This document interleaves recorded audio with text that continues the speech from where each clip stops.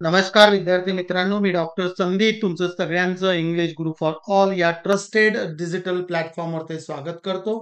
विद्यार्थी मित्रांनो, आपल्या कोर्सचं टायटल आहे एंटायर इंग्लिश ग्रामर आणि हा लेसन नंबर 46 आहे आणि हा पार्ट्स ऑफ स्पीचच्या अंडरचा लेसन आहे, ज्यामध्ये आपण डिस्कस करणार आहोत prepositions of concession and contrast.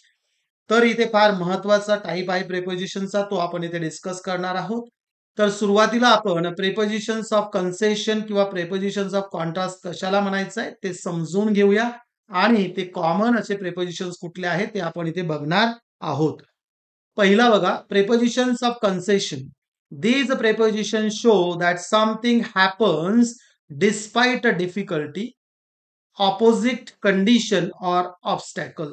म्हणजे हे प्रेपोजिशन्स काय सांगतात की एखादी घटना एखादी गोष्ट ही केव्हा घडलेली आहे, कितीही त्यामध्ये अडचणी आल्या असतील, किती विरुद्ध परिस्थिती असेल किंवा तिथे अडथळे आले असतील, ऑब्स्टॅकल्स म्हणजे they express the idea even though in spite of despite something an action happens. म्हणजे हे असताना देखील ही घटना घडली हे सांगण्याचं काम प्रेपोजिशन्स ऑफ कन्सेशन करतात. त्यानंतर prepositions of contrast. These prepositions express difference, opposition, or contrast between two ideas, actions, or facts. म्हणजे हे काय सांगतात आपल्याला की डिफरन्स काय आहे, त्यांच्यामधले फरक काय आहे, त्यांच्यामध्ये काय विरोधाभास दिसतोय, कॉन्ट्रास्ट जो म्हणतो आपण दोन आयडियांमध्ये, ऍक्शन्समध्ये आणि फॅक्ट्समध्ये, हे सांगण्याचं काम आपल्याला प्रेपोजिशन्स ऑफ कॉन्ट्रास्ट करतात. आणि लिस्ट ऑफ कॉमन प्रेपोजिशन्स बघा काय कन्सेशन मध्ये काय येतात, despite, in spite of, notwithstanding and for all.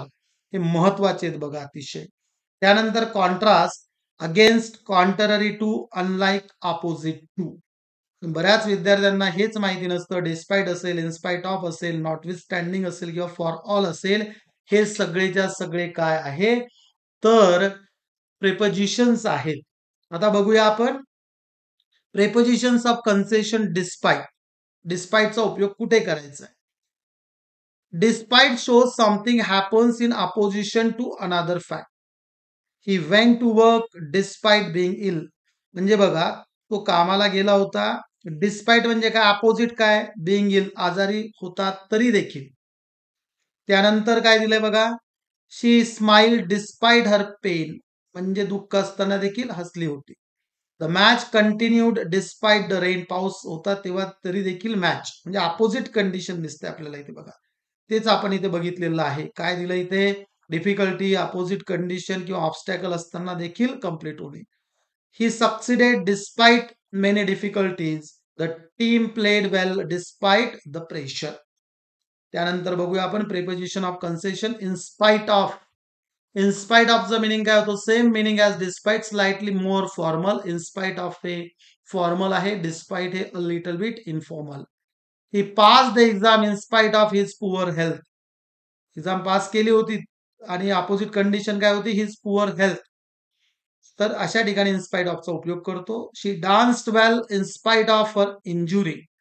The baby slept peacefully in spite of the noise. म्हणजे अपोजिट कंडिशन असताना देखील, म्हणजे गोंधळ असताना देखील द बेबी स्लेप्ट पीसफुली, शांतने झोपलं होतं.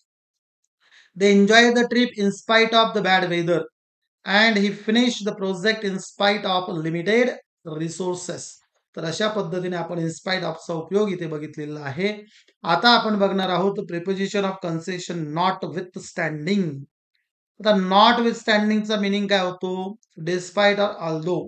फॉर्मल ओल्ड फॅशन आहे नॉट विथ स्टँडिंगचा उपयोग, आणि हे ESP मध्ये, इंग्लिश फॉर स्पेसिफिक पर्पजेस मध्ये बऱ्यापैकी यूज होतं. जसं की तुमची लँग्वेज ऑफ लॉ असेल त्या ठिकाणी नॉट विथ स्टँडिंगचा उपयोग बऱ्यापैकी दिसतो. Notwithstanding the difficulties he achieved success. म्हणजेच काय, despite the difficulties he achieved success. Notwithstanding his age he works actively. म्हणजे despite his age he works actively. त्याचं एज नसताना देखील कसं काम करतो, ऍक्टिव्ह काम करतो. Notwithstanding the objection the bill was passed. Despite the objection, so many objections वर देअर, तरी देखील बिल पास झालं होतं. Notwithstanding her shyness she gave a good speech. म्हणजे डिस्पाइट हर शायनेस म्हणजे लाजणे ज्याला म्हणतो आपण, तरी देखील तिने काय केलं होतं, चांगलं स्पीच दिलं होतं. Notwithstanding the heavy rains the programme was held. तरी देखील प्रोग्राम झाला, हेवी रेन्स होता तरी. तर अशा पद्धतीने नॉटविथस्टँडिंगचा उपयोग होतो. त्यानंतर बघूया आपण preposition of concession for all. हे महत्वाचे for all. For all means in spite of considering. याचा मिनिंग लक्षात ठेवा. कन्सिडरिंग किंवा काय होतंय, इन स्पाइट ऑफ. बघा काय आहे, for all his faults is a good man. Considering his all faults, considering his faults, or in spite of his faults, he is a good man. For all her beauty, she is humble. For all his efforts, he failed.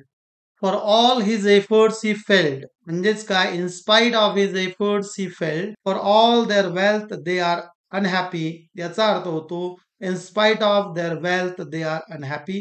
Number 5, for all his learning, he could not solve the puzzle.